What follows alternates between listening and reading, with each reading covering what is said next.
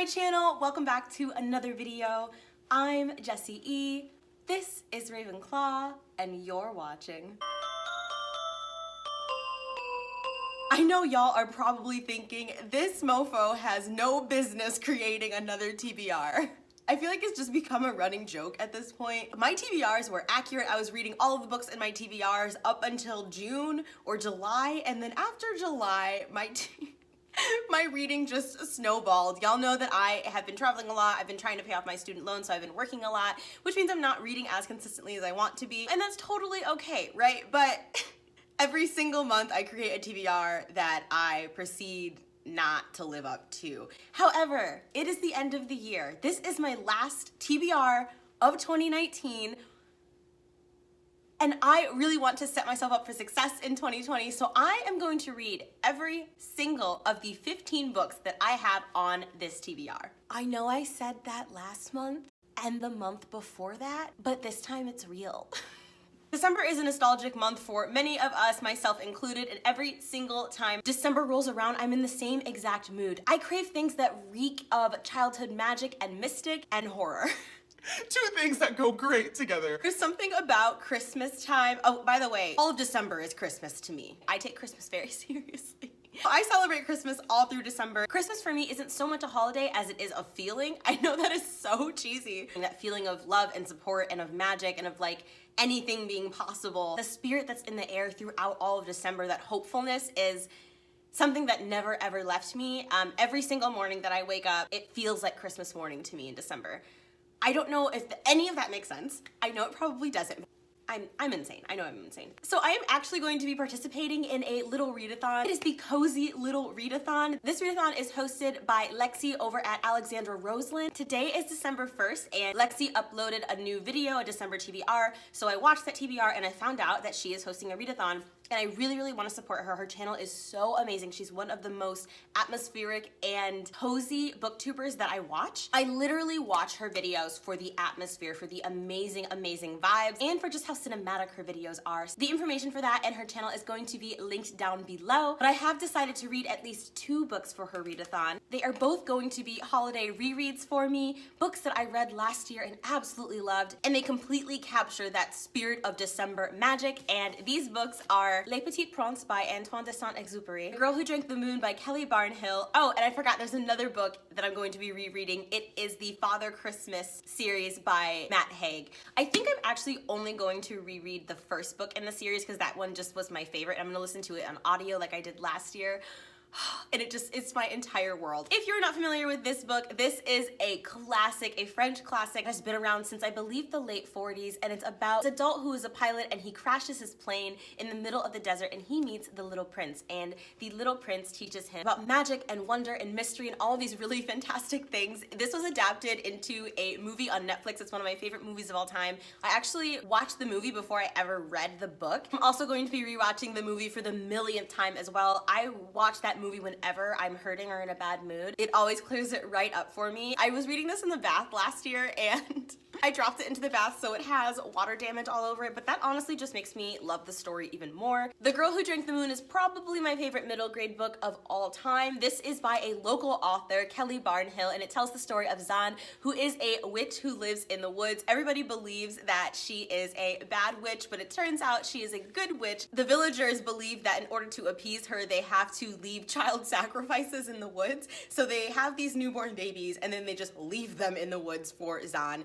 And Zan keeps coming across these babies every year, like, what is with all these babies just lying in the woods?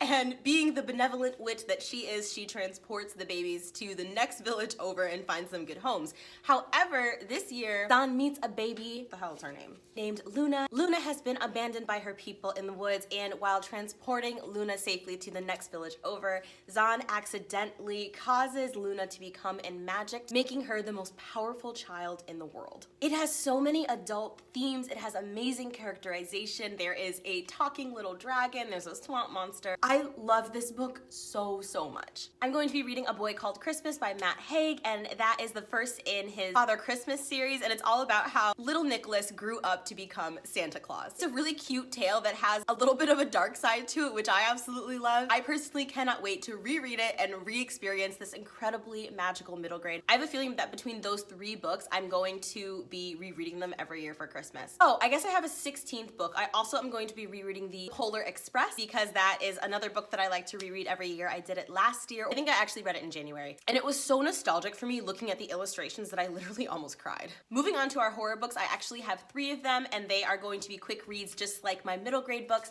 The first one that I have is The Deep by River Solomon. This is the Beyond the Binary NB Book Club pick for December. It is speculative fiction by non-binary author River Solomon, looking at what if the African slaves who had jumped overboard these slave ships hadn't died. Instead, they survived and built a vibrant underwater community and became mermaids. Now, this book isn't classified as horror, but personally, I think that there's nothing more horrific than slavery. I think that slavery's legacy is horrific and terrifying, and as a Black person, that topic is deeply terrifying and traumatizing to me. So I'm going to count this book among my horror reads. I'm also going to be rereading The Ballad of Black Tom by Victor LaValle. This is one of my favorite books of last year. Victor LaValle wrote what is probably my favorite comic book of all time, the Destroyer series. Absolutely phenomenal. He is a master of writing scary stories that speak to the Black experience. And The Ballad of Black Tom is about this hustler named Charles Thomas Tester. He does whatever he has to do to put food on the table. He's an amazing musician. He's a Black man living in, I believe this is set in the 30s, and one day this smooth talking white man approaches him and says he's gonna give him $500 if he comes and plays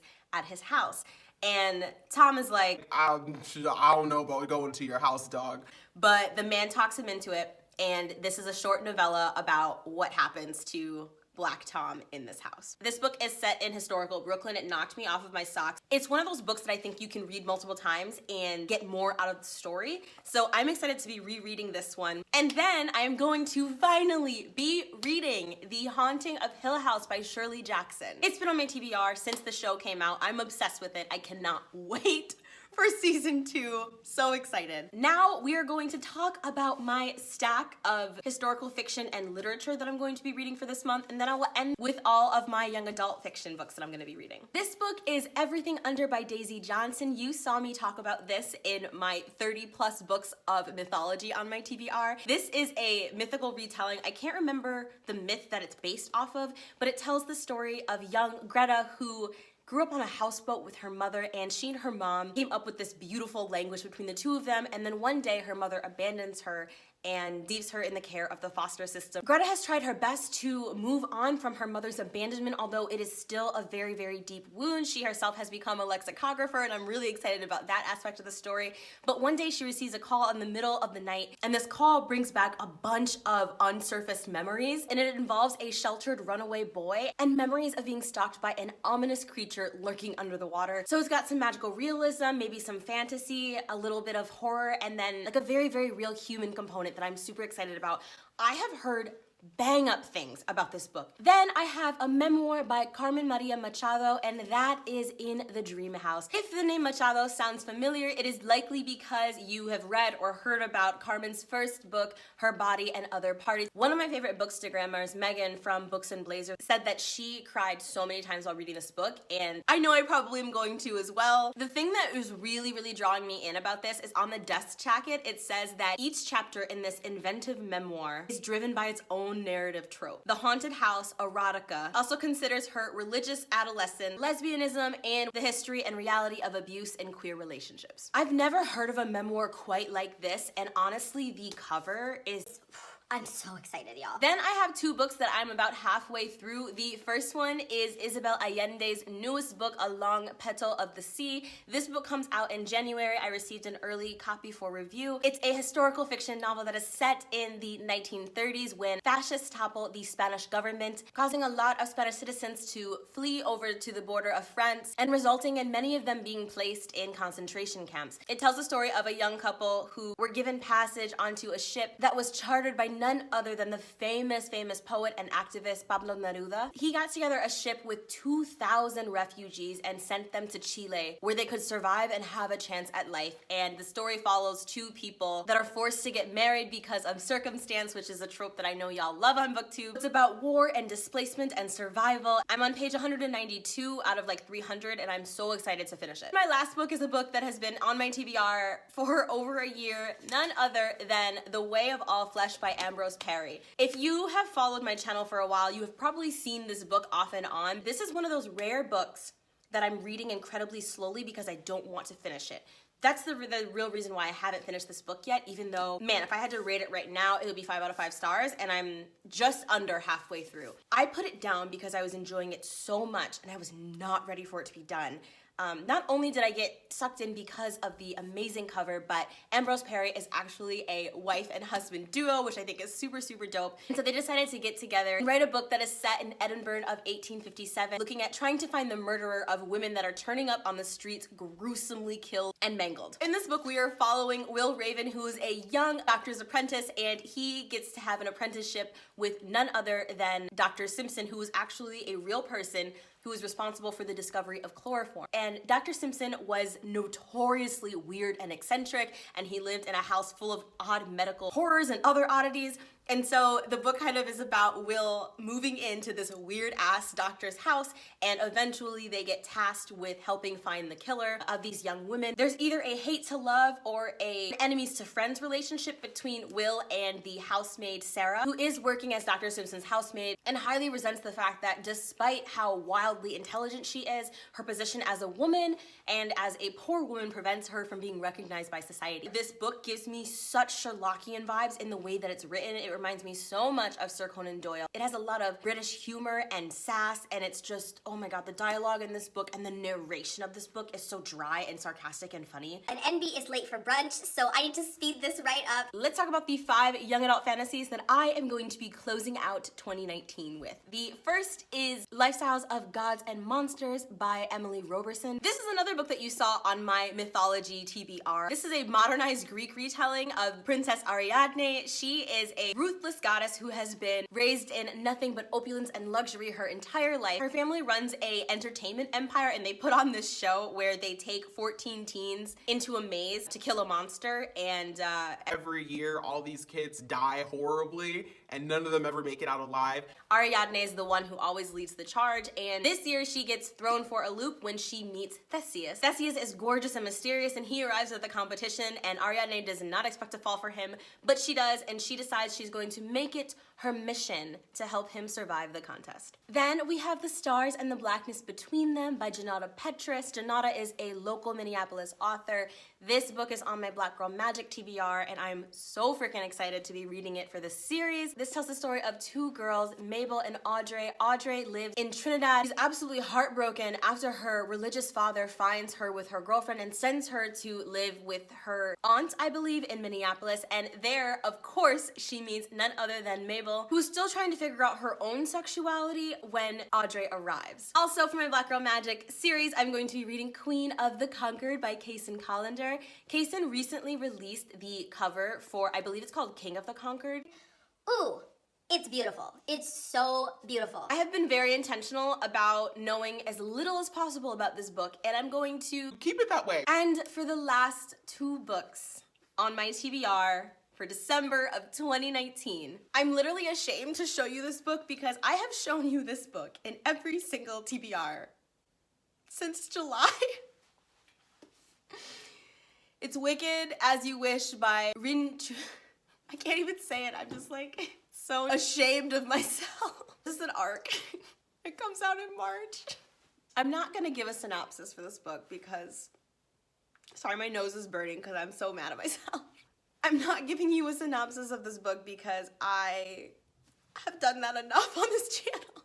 I'm going to read this book this month, and I swear by the old gods and the new, if this book isn't good after everything that I went through, I might die. The last book on my TBR is one of my most highly anticipated books of the year, Girls of Storm and Shadow by Natasha Nyong. This is the sequel to Girls of Paper and Fire. this book though. A lot of people didn't love Girls with Paper and Fire, and I feel like I'm usually the person who didn't love a book that most people love, you know what I mean? So it's actually kind of nice to be on the other side for once, like me loving a book that everybody else hates. I absolutely loved Girls with Paper and Fire, and I cannot wait to see where Lei and Ren go in this book. I'm so freaking stoked. I put off reading it because I just didn't want the duology to be over. Book 1 is about female concubines to the Demon King. Young girls are taken from all over the world to serve the Demon King in his castle. Basically sex slaves until 2 of the girls decide that they've had enough and they decide to fight back. The magic system is so cool in this. I loved the writing. The writing was so absolutely lush and vivid.